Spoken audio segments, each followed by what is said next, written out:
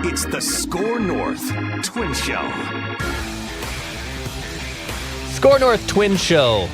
If the Twins aren't going to make any moves to their active roster, really, let's do an opening day lineup 1.0. We did this last year. We had a lot of fun. I think I did like 3 or 4 of these by the time spring training was rolling around, and then by opening day, my controversial Matt Wallner take batting second eventually did happen in late September when the Twins were free falling.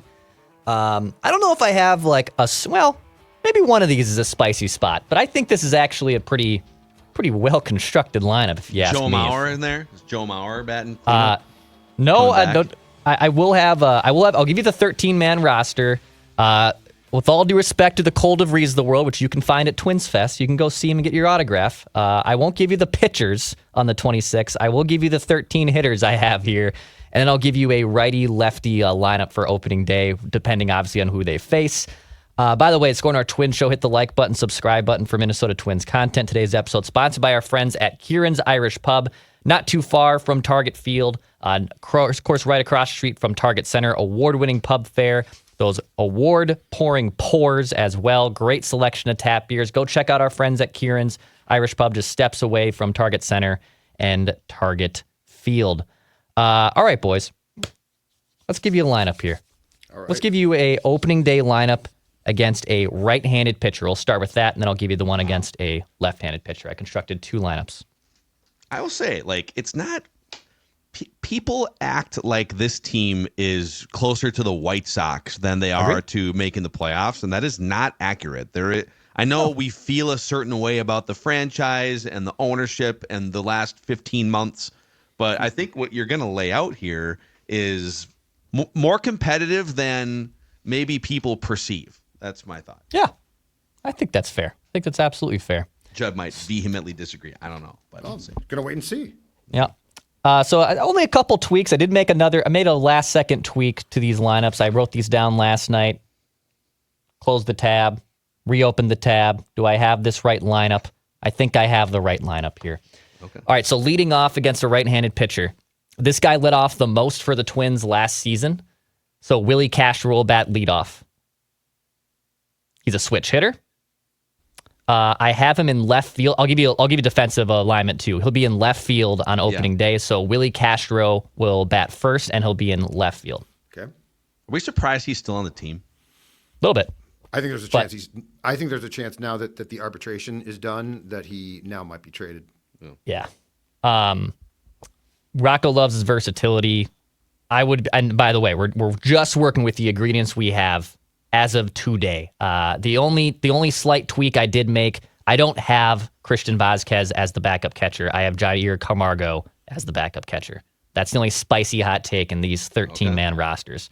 By the way, catchers, Jeffers, Camargo, infielders, Royce Lewis, Carlos Correa, Brooks Lee, Jose Miranda, Willie Castro, Eddie Julian, and then Byron Buxton, Trevor Larnach, Matt Wallner, and Austin Martin in the outfield. So those are your 13-man rosters.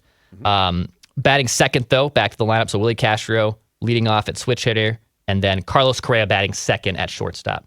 Correa spent the bulk of his time batting 2 last year. He actually was just, even though he only played in 80-plus games, he destroyed both left-handed and right-handed pitching. He's always been a killer against lefties, but last year he hit .310 against righties.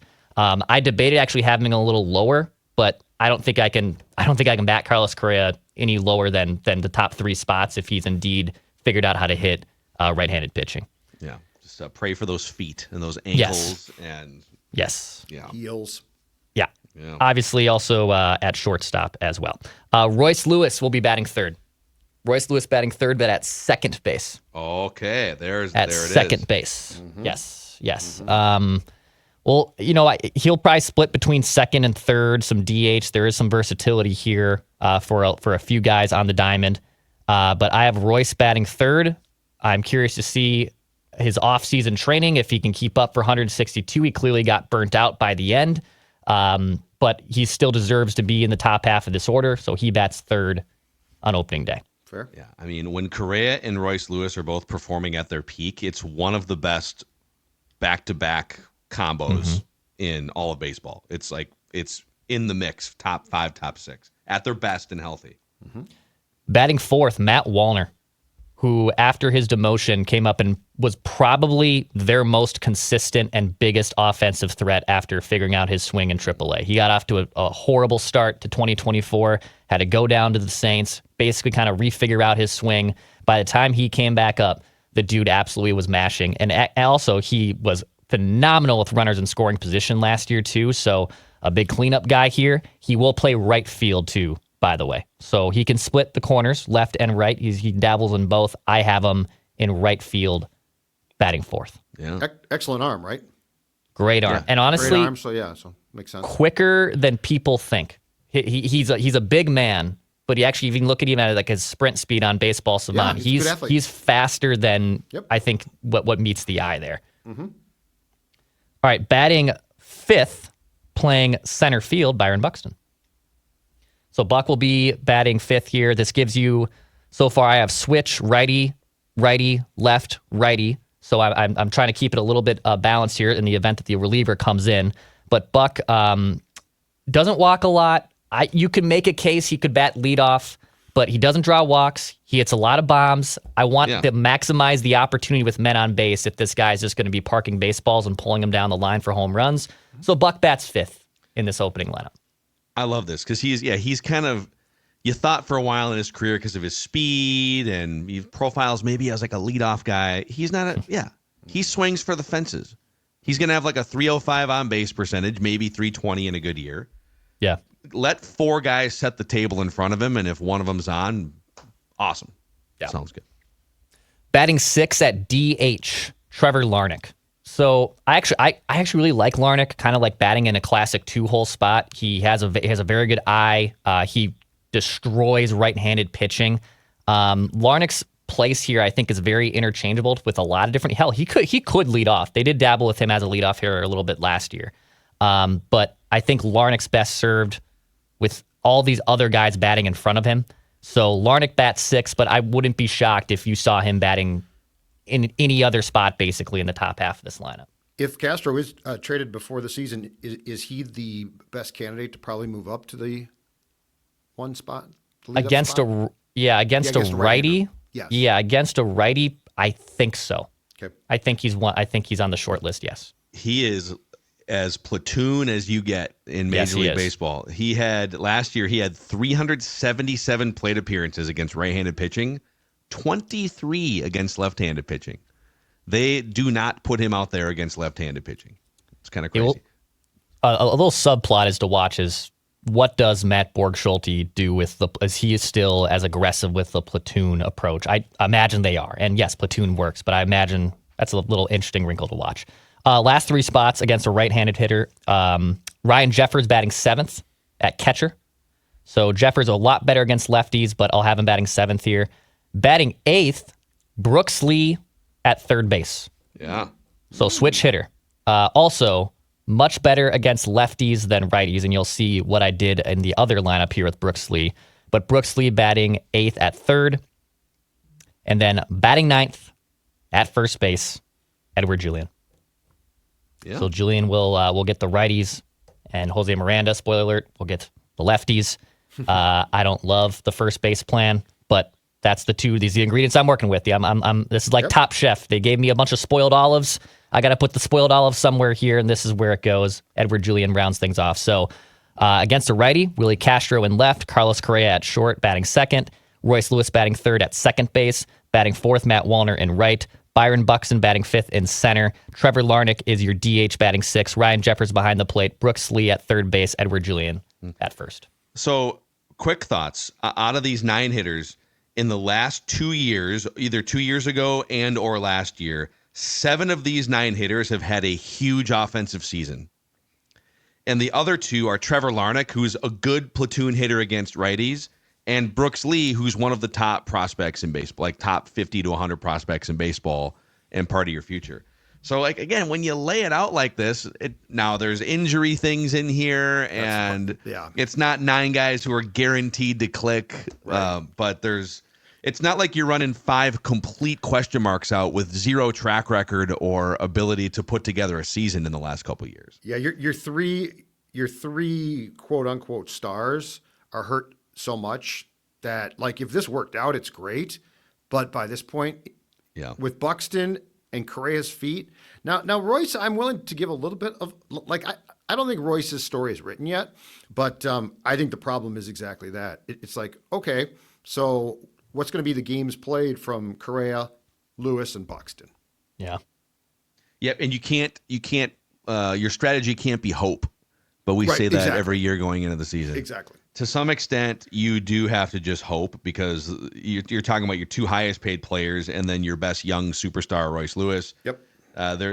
It's hard to have a backup plan in baseball when your starting shortstop and center fielder can't stay on the field. It's not like there's just like an awesome shortstop the ready to Correa plug one. in. It's Yeah, There's the Buxton one, I still, and it's not going to happen. I would have liked to seen them go out and get a guy like they did with Taylor 2 years ago, because Buxton, I think you can safely say something is going to go wrong, and you know that. With Correa, I'm with you. Like, there's not a shortstop where it's just like, hey, you should go get a backup shortstop who's really good. well, Emmanuel It's way Rodriguez harder. would be ideally your Yeah. next man up in center field when, again, 21 years old and he's never played in the bigs before, Sure. but stud prospect. Okay. All right. I'll give you the lineup if it was opening day against a lefty, which we saw last year. There was a left-hand. Cole Reagans, the Twins faced on opening day last year. So this would be your opening day lineup against a left-handed pitcher. A little bit of some switcheroos here because batting leadoff is Brooks Lee. Brooks Lee destroys left-handed pitching in the minor leagues. He had a much better bat against left-handed pitching. So I'm going to put Brooks Lee actually at the top of this order.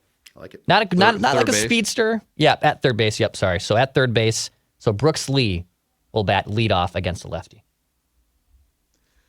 It's ballsy because you're putting an unestablished player, but it's also empowering in some ways. Yeah. That's what the Twins tried to do with Buxton early early in his career. They kind of threw him up there and Yep. sink or swim. I like it. All right, yeah. Batting second, Carlos Correa at shortstop. Again, a guy in his entire career that just destroys left-handed pitching. No surprise here. Correa, I believe, spent the most time of all the spots in the batting order, batting 2 last year. So Carlos Correa will bat second at short. Playing second base still will be Royce Lewis, batting third. Royce also destroys left-handed pitching. He'll be batting third at second. So have the Twins indicated that this is officially going to happen, that he is or is it still kind of, he's working on second base and we'll kind of see what happens in spring training? They're definitely going to be giving him reps at second. And I think you'll probably see him, I would say maybe 60 to 40% of the time at second base as opposed to third. He told I think. he told reporters who went to see him in Dallas that he has been working at second base, which I'm guessing was like, it's not, because he objected to it last year because he hadn't played there before. So it does sound like there is a agreement that he will come in to Fort Myers prepared to play second base. Okay. Yeah. All right. So I much think better. That's a safe assumption. A much better headspace, I think, for that move. Batting fourth at DH, Byron Buxton. So we get Buck off his feet. Buck batting at designated hitter, but also a guy that should be hitting lefties a lot better too. So he'll still bat cleanup. He'll be at DH though, batting fourth. Ryan Jeffers batting fifth, still at catcher. Again, this is on the theory that it's opening day and whatnot. Like they will give their catcher a day off. They don't really believe in playing their catcher back-to-back days. It's something that they are very adamant about. But Jeffers destroys left-handed pitching, so I still need him in the lineup. But he will be catching, batting fifth. Batting sixth, Jose Miranda at first base. So Jose Miranda, who looked like he may have figured things out again, and an incredible run there in June and July. And yes, he is also platoon heavy. He does hit lefties very well, so you should probably have his bat in there against a lefty. He'll be at first base, God willing. He'll be batting sixth in that spot. So we're going how many weeks now since Jose Miranda hit a home run?